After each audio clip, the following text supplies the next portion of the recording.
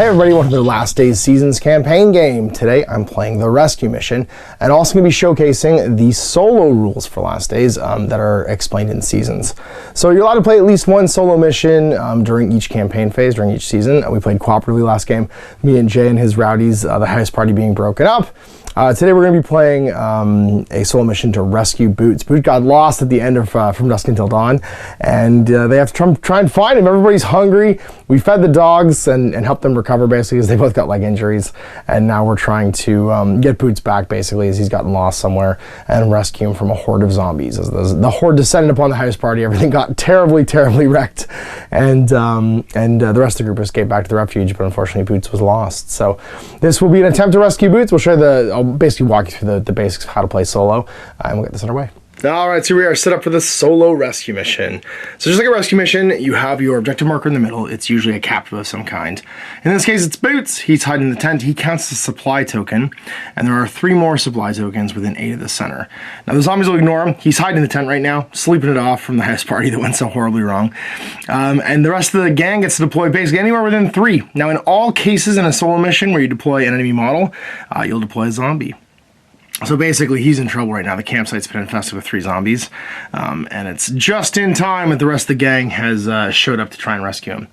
Then you place into rescue missions, you place the rest of your crew, up to 6 models, within 3 inches of any table edge. So I've got Squirrelly Dan over here, Derry, and the Ginger, hiding out, basically trying to stay line of sight of the zombies. And the 2 puppers over here are going to attract them with some noise, and hopefully lead them away so that they can rescue Boots. Then finally, you place 3 zombies anywhere on the table. Not within 9 of a, not within 6 of a current survivor. It's on the table, and I just randomized table edges by throwing a d20 and having the point be where they started the game. So we've got 1 here, 1 here, and 1 over here. I'm trying to put a sort of like wrench in the mix. So now there are some phase changes when you play solo. In the action phase, don't roll for initiative. There's no aggressor and defender. The player can activate characters in the group at anywhere they like. In the shooting phase, it's not immediately threatened by another group.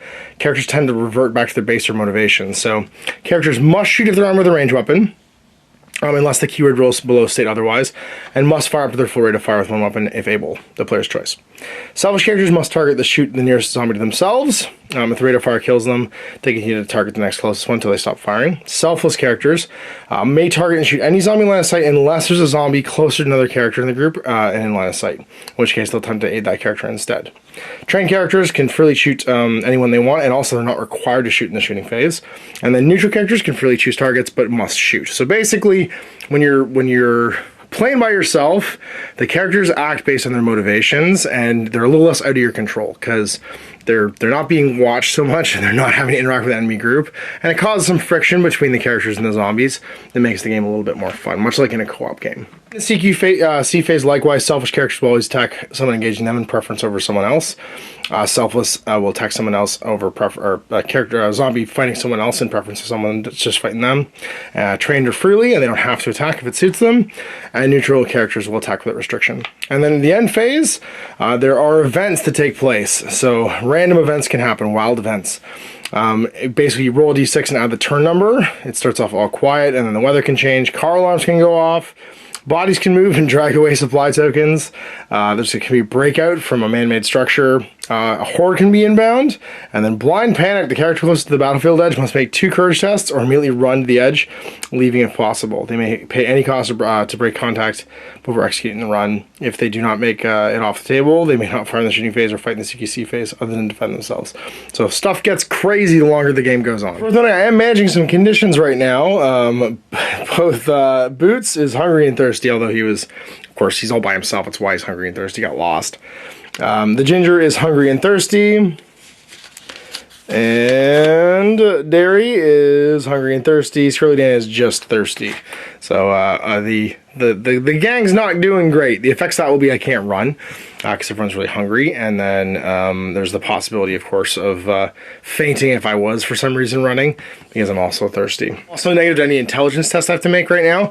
It's hard to concentrate when you're dehydrated. And yeah, that's basically it. That's That's the current status of my conditions. Everybody's not doing so great because we didn't have anyone to work last game and go find food and water. Did make sure the dogs are fed though, even though they have leg injuries now. So let's roll to see what the weather effect is. Worth noting as well, because everyone is hungry and dehydrated, they count all heavy items as one extra heavy. So all these become heavy too, and Boots does as well to try and carry them off. So let's see what our weather effect is. 7 on the fall table. That's going to be moderate, no additional in-game effects, but that can change based on the turn if we get an end of turn effect. All right, Menace Phase, round 1. I do have to keep track of round numbers here. Let's see if the Noisy Dogs bring anyone on. So the first bumper does not. Second bumper does not. All right, starting with the zombie closest to a survivor. It's going to be this little fella right here. She's going to head towards the pupper because she can see him. Going 5. This one will do much the same. Going 5. Heading towards the pups. Even if they couldn't see them, they were the closest thing that made noise. This one's gonna walk through the fire. You know what? I'm gonna make it flaming. It's a fun rule. I just happened to put this campfire piece of miniature train down because it was fun. We'll put the zombie and have him be on fire. And this one's gonna do much the same thing. It's only gonna move 2.5 inches because it's gonna be going 1 inch and then 2 more AP to try and walk through the train. This one's heading towards Squirrelly Dan though, because it can see him. And this last one's heading towards Derry because it can see him as well. All right, action phase. Well, the puppers, oh man. So it costs them 2 AP to move through regular terrain now each. They have 8 AP. They're only able to move 4 inches away, which is going to be bad. But they're going to back off. They want to lead the zombies out of here. So moving back here. And moving back here. Just barking and moving. The plan here was the dogs would lead the zombies out of here so we could rescue Boots. Action phase over here. Squirrelly Dan's going to move. He's going to go... do I want to go locked and loaded too? I think I do. I'm just going to move 2 inches up to the corner here. Then go locked and loaded. Derry's just going to try and axe the zombie in the face. He can't run, so he's just going to move 4. Get into melee. And then the Ginger is going to start trying to rescue the legend that is Boots. So you can move 6 up to here. He's got his rifle. Sorry, the Ginger can only move 5. He lost an AP. He got shell shock last game. All right, so that's action phase done. On to the shooting phase. We're gonna start with Squirrelly Dan. He's gonna put his bow and arrow into the zombie. So he is range combat, I believe, of 4. Firearms is Derry's CQC 4. Oh, he's endurance 4. That's what happened. So CQC, firearms 3 plus 1 because it's the zombie, so 3 plus hits. And it's Lobo 2 because it's an arrow, so a 4 plus kills it. Good job. It's XP for him. That's an ammo token for him. He didn't make a noise token though, because of course a bow and arrow is silent. He's gonna take a shot, try and plug the zombie over here. He's gonna use his rifle. Now he has firearms 4 because he's a cop, but he's plus 1 hit the zombie. He's gonna hit on a 2 plus. Does. And then a 5 plus hit in the head. Does. Good job. A noise and an experience for the Ginger. There's an ammo and a noise. That's all my shooting. So Derry's gonna try and fight this zombie. He's gonna hit it for plus 1. He's got a heavy blade for plus 1, so he becomes CQC 6 total. Yeah, Derry's a pretty good fighter. And 3 for the zombie. Oh my god. So 8 to 7. He somehow missed. Derry, your spare parts, bud. So I guess the zombie fights back. Is the only one engaged. And reversal, so the zombie this time rolling a 1 to Derry's 6. That's right, 10 actually, because he is CQC 4 now, and defending himself successfully. Alright, well, end phase of round 1. Let's see if we get anything on the events table. Turn number is 1 plus 7. Alright, car alarms. If there's any vehicles on the table within 2 inches of a zombie, they immediately have their alarms go off. If not, she is an 8. 8. This body's moving. Randomly select an unsecured supply token. Place a zombie in contact with it. That supply token will move from now on with the zombie and will not be dropped until it's destroyed. If there's no unsecured supply tokens, treat this as a roll of 9 instead. Alright, so a random supply token, basically the body next to it, wasn't dead. So we'll go 1, 2 clockwise. 1, 2. This chainsaw one's got a zombie on it now. All right, end phase, we're in around 2. Once again, no need for any initiative rolls. It's the menace phase. Let's roll for the bumpers. So the first one, no zombie. Second one, because he's noisy, no zombie. The Ginger made noise with his rifle and does not bring a zombie on. And so we are good to go. All right, well, menace phase. Let's see who's moving. So these folks are moving towards the pups. Doesn't quite make it. Gonna make it next turn though. Heading up 5 to here. Pups are still close as you can see. The flaming zombie's also going to head over there. And the ginger's gonna have to fight this zombie. He's heading towards him, but he's dragging this piece of equipment with him, which is heavy actually, so he's only got 4 AP. He's in melee. We had nothing to fire with Squirrelly Dan, so we lose our lock and load token. He's gonna go empty automatically, suppose only reload 1. Reload 6 in the rifle. It's good, just 1 ammo. All right, action phase. Well, pups, do you fight or do you run? I think this one's gonna keep running, just try and stay safe, because we don't want to die. This one's gonna get caught if it runs. Yeah. I might as well make this... Yeah, I'm gonna get caught anyway. We'll just move back. Lead them away, boys. Alright. Derry's gonna reload for 2. And then move his remaining 4 to try and get to boots. Heading up to here. Good job, Squirrelly Dan. Derry's in melee. He's just gonna stay in melee. And then we're gonna go with the ginger and walk up 5. Heading toward boots with a rifle. Alright, shooting. It looks like I think we have to go first with Squirrelly Dan. He's gonna have to target the zombie because he can see both characters, and that one's closer. Not that I wouldn't want to target that one anyway. I kind of want to try and kill the flaming zombie actually. But yeah, we'll just go with the ginger first then. The ginger will fire first, fires rifle, hit on a 2+, firearms 4. Misses. So he gets an ammo to noise. Squirrelly Dan, you have to shoot. It's gonna be on a 3+, because the zombie hits, and then on a 4+. Sorry, it's Lobo 2, so it's on a 3+ to kill it. Does. Drops a supply token. And it's another one for Squirrelly Dan. Alright. Well, we've successfully cleared out where Boots is. But it is now time to fight this zombie, unfortunately. There, your CQC 4, +1 for the heavy blade, +1 because it's a zombie. You got it. So it's a 9 to a 5. And then do you kill it? Lobo 1, +1. You do. Slice its head off. It's 1 for Derry. Good job. Alright. So we've cleared this side. This side is still pretty dangerous. The pups are in trouble now. Let's see what happens in the end phase. Alright, so end phase. We're at +2 now. 8. Body's moving. Another supply token picks up and takes off as a zombie. So 1 to 3, 4 to 6. 1 to 3. This one's got a zombie on it. Campsite was clearly not as abandoned as we thought it was. Alright, so noise tokens. We got a noise token on the ginger. Does not bring a zombie on. Alright, the pupper is the first one. Nope. Second one. Noisy 1. Nope. Menace phase. I think the ginger is closest. So it's going to move up 4. Dragging its loot. This one's going to attack the puppers. Courage test. Not the pup can make a break off action anyway.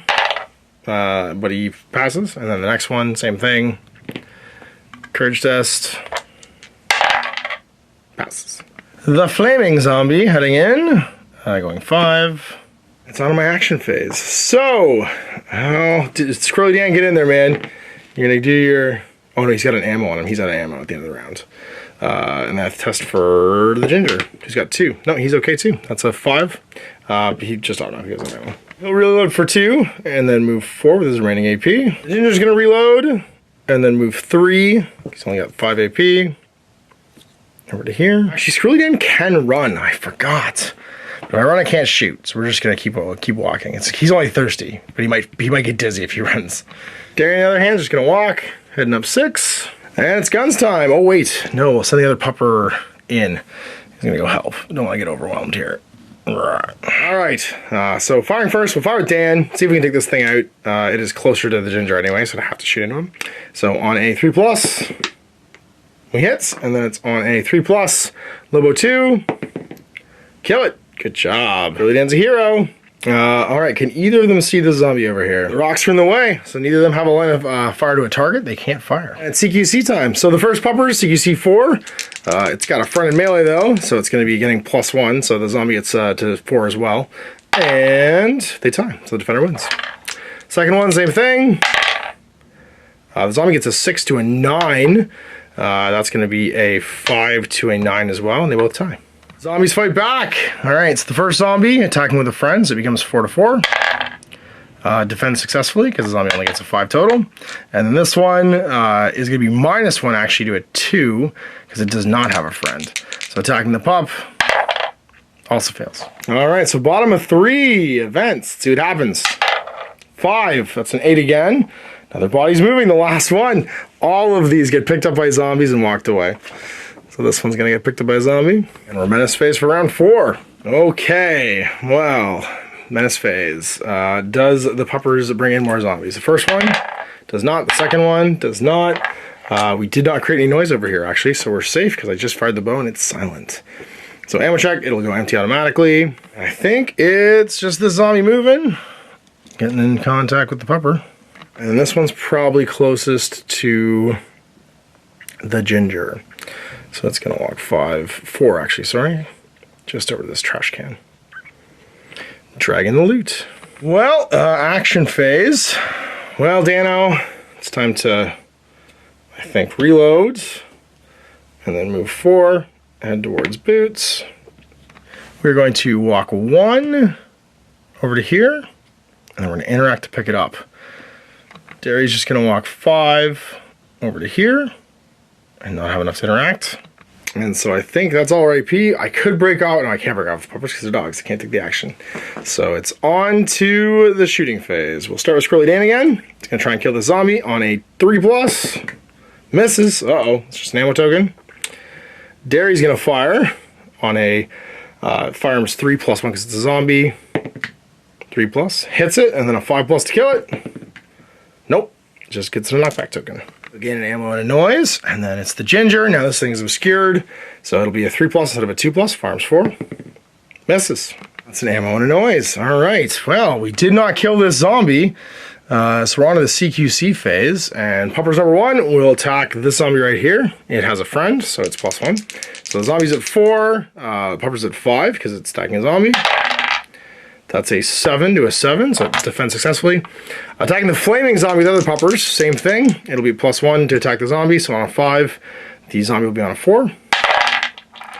Oof, 10, it defends successfully. They fight back. So the first one, 4 against 4. They tie. The second one, 4 against 4. The dog successfully defends. And then the last flaming zombie, it'll be 4 against 4 once again. Defend successfully, so it's a 6 to a 8. Alright, well, a lot of barking and squealing over there, and a flaming zombie doing a bunch of damage, but we're at the bottom of round 4, so let's see what the turn is.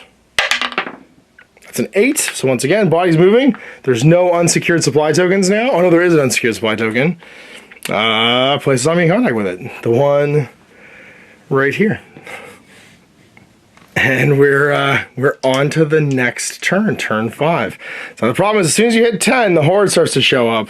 That's bad. Okay, we are into the noisy menace phase. So starting with puppers, first one on the left, nothing. Second one on the right, nothing. And so we are no noise here, noise for Derry. Brings a zombie on. We're on the sport edge, and then the noise for the ginger does not bring a zombie on. All right, simple stuff. This zombie moves into Derry. Courage test, 3 against 3. Derry successfully defends, 9 to 6. This one over here, moving 4. It's also going to grab Derry. Actually, sorry, it's closer to Squirrelly Dan. It's going to knock back 1, though. So it's going to go 3 into Squirrelly Dan. And does he make the roll? Does not. Dan freaks out. It's stuck to that zombie now. The other ones are all in melee, except for this one over here, which we'll head towards, it looks like, the ginger. Going 5. All right, well, we're almost to boots. We've almost gotten there, but zombies keep showing up. These dead bodies keep standing up midway through the game. And we'll check for the ginger. He's okay. That's a 1 + 3 is 4, less than 6. For Derry, 5, he's good too. This one will automatically fail because it's reload 1. Action phase, the boys keep biting. Over here, Derry could break off if he wants to. I think he's just gonna keep fighting. The ginger's gonna reload. Oh, that cost him 2. He can move 1 inch right now because it's going to cost him 2, and then that supply token is heavy too. We'll reload his gun. All right, shooting phase. It's just the ginger. You're going to try and fire the zombie over here. 2+, it's in the open. He's firearms 4 +1. Hits, and then a 5/6 in the head. Does it? Bam! The noise and the ammo. Good one, ginger. And then we're into fighting. All right, so let's start with the boys again. On the left, 5 because it's 4 +1 for fighting a zombie against the zombie who is going to have +1 for the friend. So 4 to 5. Yeah, we hit it. All right, so on, do we bite its head off on a 5/6? No. Then the other one, fighting the flaming zombie, same thing. Hits it, and on a 5/6, bite its head off. Come on, boys. Yeah, flaming zombie's down. You're fighting away on us. You're good pups. You're good boys. The goodest boys. Over here, Squirrelly Dan. gonna fight against the zombie. So he is CQC 3 heavy blade for 4, fighting a zombie for 5 against 3 for the zombie. So that's a 7 to an 8. The zombie defends. Is he freaking out right now? And then Derry, CQC 4 plus 1 for zombie plus 1 for blade is 6 to 3. 8 to 5 hits it, and then Lobo 1 for the heavy blade. Cranks it, just slice its head off. Zombies fight back. So starting over here, the first zombie on the left fighting the pupper. It has a friend. That's a 3 to a 4. So sorry, a 4 to a 4. So it's a 9 to an 8. It hits the puppers. Strength 3. 9. Oh no, he's down. Just straight out of action. The other one, CQC 3, does not have a friend fighting with it though. So 3 against 4. The dog successfully defends. Down a pup. Okay. Last zombie fighting Squirrelly Dan. Dan is just fighting for his CQC 3 against 3 for that zombie. Oof. It's got him. And then strength of 3. 1. So that's a 4 total. Does a point of damage. Because Squirrelly Dan is endurance 4. He's wounded. 2 left. Okay. Alright. So this is end phase now of turn 5. Let's see what we get on the event table. Please no horde. 6 to 11. Blind panic.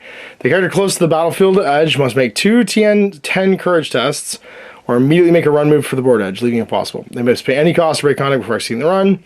They not make it off the board edge, and they may not fire in the shooting phase or fight in the CQC phase the following turn, other than to defend themselves. Okay, so Pupper's over there. He's courage 4. Fails. So he's going to pay to break off in the action phase. He can't run, so he's just going to move off the table. I think he'll quite make it in unless... actually, he can't even break off. So it's irrelevant. The dog just basically keeps fighting, even though we have blind panic. So, start of this phase. Noisy dog. Does not bring a zombie on.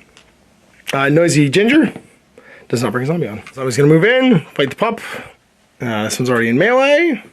And so it's ammo checks for Derry. He's fine for the ginger. He's fine too. All right, well, action phase. Squirrelly Dan's just going to break off for 3. Move an inch over to here. And then reload for 2 more. Try and kill this thing with a bow and arrow. Fighting's not going so well. He's going to pick this up for 3. I think just start creeping towards the board edge. So 3 to pick it up, and then he's got 3 more, so he can move. Actually, it's heavy 2 right now, so he's only got 1 left. Boop. Boots can move 3 total, because it's heavy 2. Over to there. Taking it with him. All right, shooting phase, Squirrelly Dan. I'm going to try and plug that zombie. We miss. Uh-oh. Take some ammo. CQC phase, does the puppers bite the doggo or the zombie? So he's -1, so he goes to 3. That's still a 9. Hits it, and then 5 plus. No. Zombies fight back. They become 4 to its 3.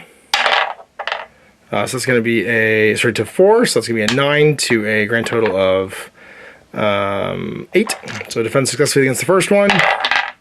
Defends against the second one. It's going to be a 8 to a 6. Round 6. Oh, geez. Events. 12. So blind panic again. Doggo can't run away. It's freaking out, but it can't break off, so it just stays in melee. Okay. The horde has not arrived yet. I'm still lucky, so it's turn 7 right now. And menace phase. Heading into Squirrelly Dan. Whoop. And does he pass his courage test? He does just. Action phase. Derry's going to start moving. He's going to go 4, heading this way. The ginger's going to do much the same, going 3, because he's got less AP, and it's heavy 2 right now. He's automatically lost, or empty actually. And do we run ammo here? Yes, that's going to go empty as well. This one over here. No. Let's roll for those during the phase. All right, so Squirrelly Dan, you're just going to break off for 3. Go an inch, go 1 more into contact, and reload. So next turn, hopefully we can get boots out of that tent. Shooting phase, can we hit the zombie on a 3 plus? No, we miss again. Ginger gonna fire. Hits on 2. Does not brain it though, takes knockback token. 2 ammo and a noise, and Derry is empty. Okay, CQC phase, gonna try and fight a zombie. -1, so we're CQC 3 right now, because we're outnumbered. And it defends successfully. First one attacks. That's going to be 3 against 3, so successfully defends. Second one attacks. That's going to be 3 against 3, so successfully defends. We're at the end of round 7. What happens in the event table? That's going to be a 12 plus. So again, blind panic. Doggo can't break off. Gotta make sure the doggo survives, because these guys could just run away all of a sudden. Okay, well, mass phase, some noise. So starting with the puppers. does not bring on a zombie. The ginger does not bring on a zombie. Oh, and he can't attack, actually. He should have been making attack rolls his last 2 turns because he's blindly panicking. He can only defend himself. All right, so remaining menace phase. Squirrelly Dan's going to get attacked by Yawn Zombie.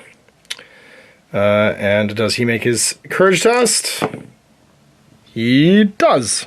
Derry's going to reload for 2. That leaves him with 2 left because this thing's heavy too. So it's going to move 2 over to here. And then the ginger's going to just... Oh, does the ginger run out of ammo? He does, actually. So he's out of ammo right now. He's empty. Squirrelly Dan is automatically empty. He'll spend 2 to reload. And then that leaves him with 1 to move, basically. He's going to head over here. He's going to spend 3 to break off and move an inch away. 2 to reload and just have 1 left for nothing. And we're going to start trying to shoot, I think. So starting with, we'll just start with the silent one if we can do it. On a 3+, hit that zombie. We do. And then it's +2, so on a 3+, bottomizer 2, we kill it. There's an one, that's it. And then CUC phase, I cannot attack with the pupper, so the pupper just gets attacked. It's currently fight 3, so 3 is an 8, that's good. And then against the other one, oh, loses. How much damage? So that's a 7 total, takes 2 points, has 1 left. Oh, things aren't looking good for the pup. All right, so it's turn 8, end of turn, what happens? 3, it's an 11 again, blind panic, continues to panic the pup. Narrowly avoided summoning the horde for the entire game. We're doing okay, it's the last turn we can do. If we roll a 1 this turn, the horde's gonna get summoned, it's turn 9. All right, noisy phase, noise, does not bring anything on. No noise over here, so it is the rest of the menace phase. Zombies are already in contact. And I guess we go on to the action phase. All right, Derry, you can do this. You're just gonna move your 4, kind of get off the edge. The ginger, same thing, moving 4. Sorry, moving 3 actually, because he's only got 5 AP. And then Squirrelly Dan is going to be out of ammo automatically, and then pick up boots, which is 3 as to interact with him. Heavy 2, because he is not hungry, so it's only heavy 1, so he can move another 2 inches and head this way. Dragon boots with him. Okay, we're getting exfiltrated now. So shooting, we can't have no targets to shoot at, and then combat we can't attack because we're currently panicking. First zombie, unfortunately hits and downs him. Both pups out of action. Okay, well, things are looking bad.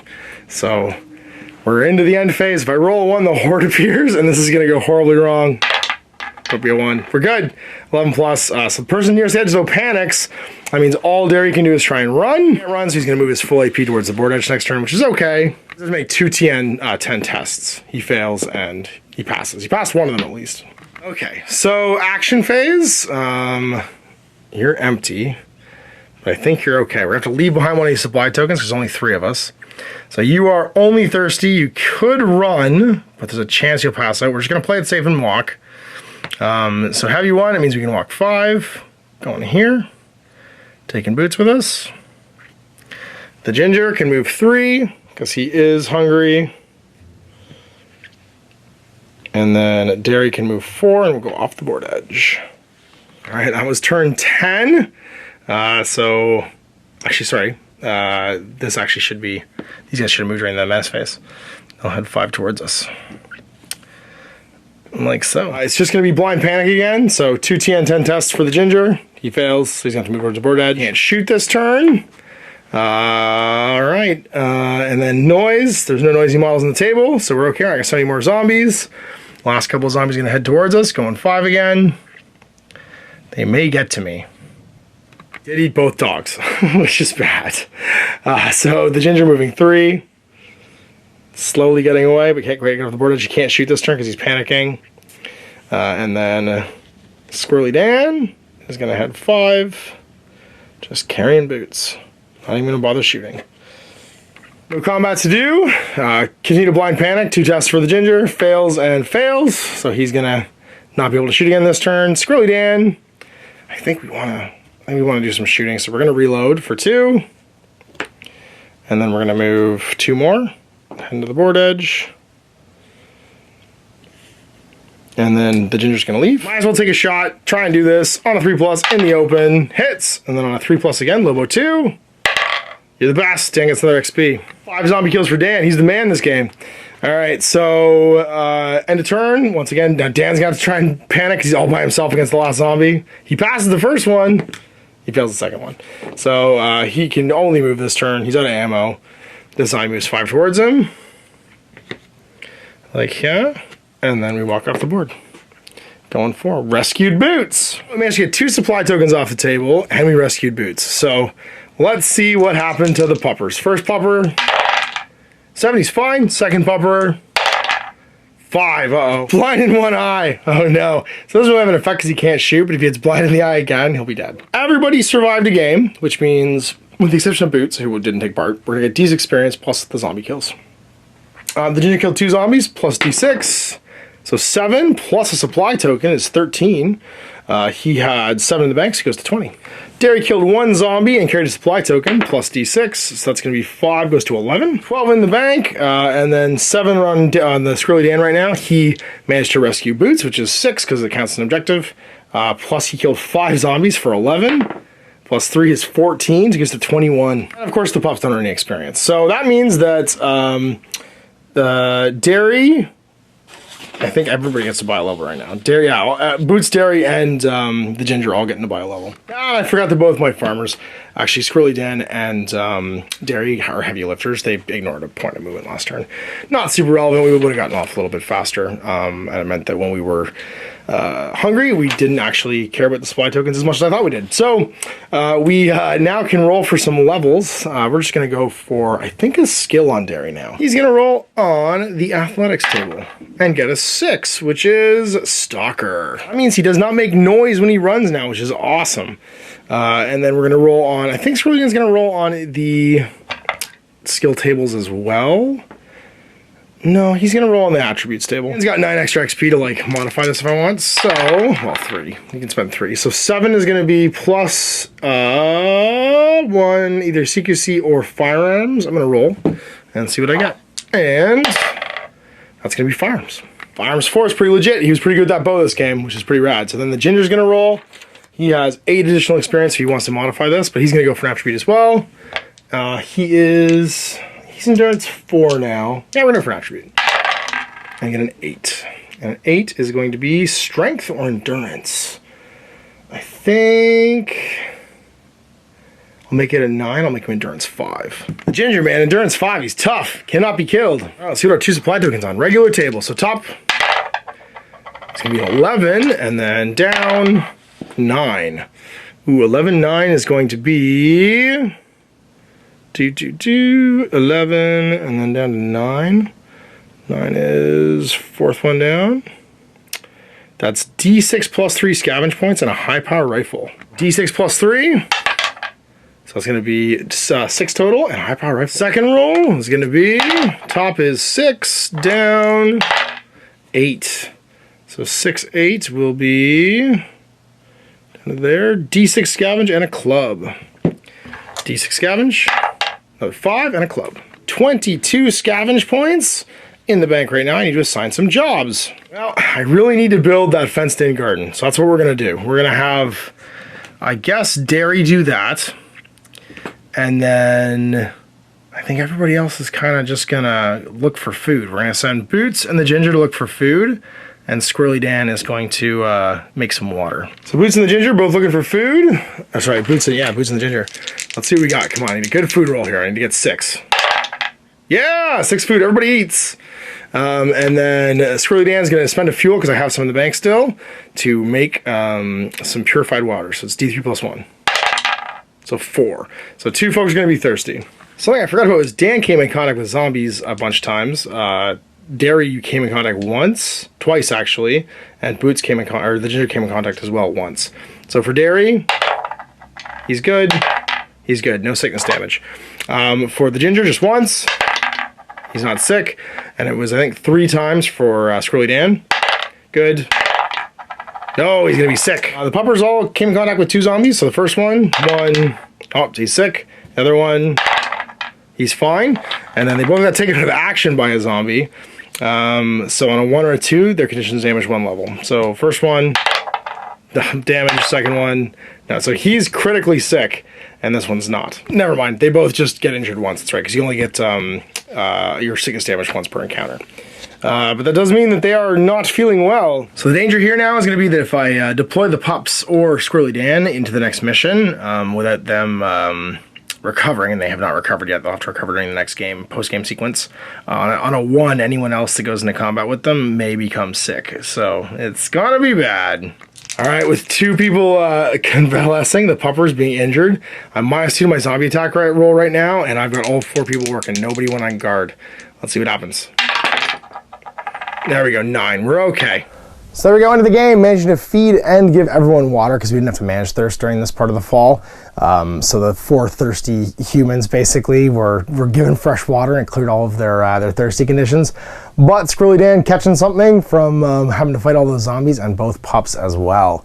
And that means there's a chance it could spread if we go into the next game with them.